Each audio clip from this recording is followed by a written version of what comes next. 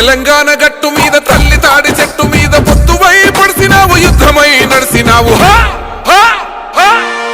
ఓహో బహుజన బంధుకు ఓ సర్వాయి పాపన్న బారిగీసిన సింహాని ఓ సర్దారు పాపన్న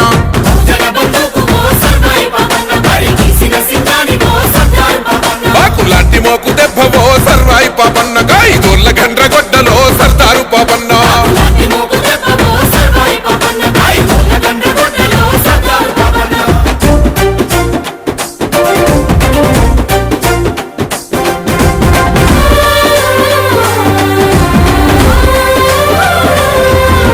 కళ్ళగీసే వృత్తిలోన కత్తివై పుట్టినావు సర్వమ్మగా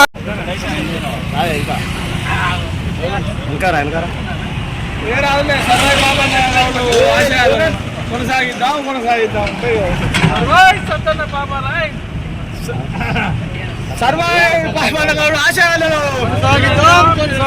సర్దార్ సర్వాయి పాపన్న గౌడ్ ఆశయాలను కొనసాగిద్దాం. జై పాపన్న, జై పాపన్న.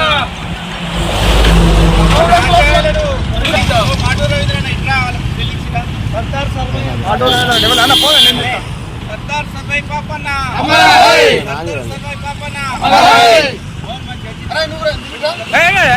పట్టవే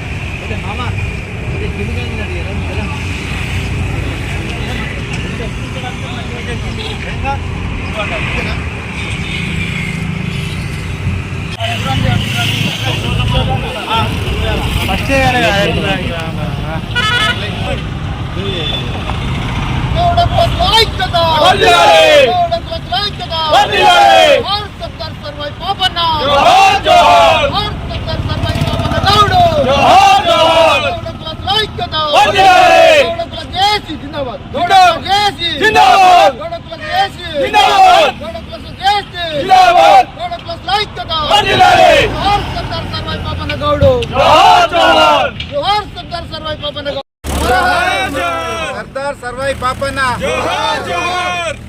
జోహార్ సర్దార్ సర్వాయి పాపన్న, జోహార్ సర్దార్ సర్వాయి పాపన్న, గౌడ ప్లస్ ఐక్యత, గౌడ ప్లస్ ఐక్యత.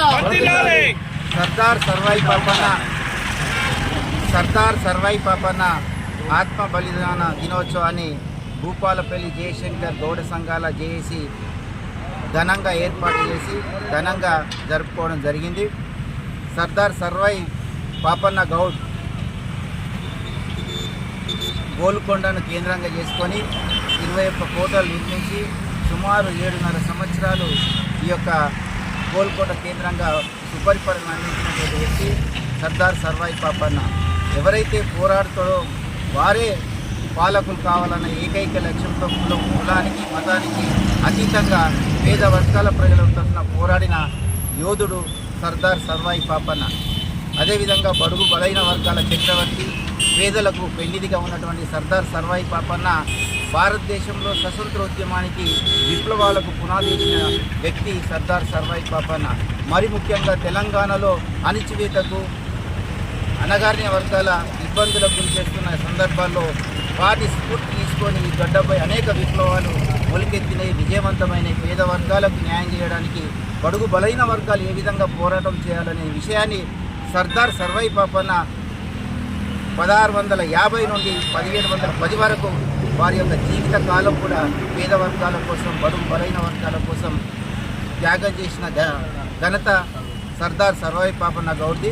అదేవిధంగా మొఘల్ చక్రవర్తులు చుట్టుముట్టినప్పుడు వారి చేతుల్లో బలిపశువు కావద్దన్న ఉద్దేశంతో తనకున్నటువంటి బల్యంతోనే ఆత్మ బలిదానం చేసుకున్న గొప్ప త్యాగమూర్తి భారత ముద్దుబిడ్డ సర్దార్ సర్వాయి పాపన్న.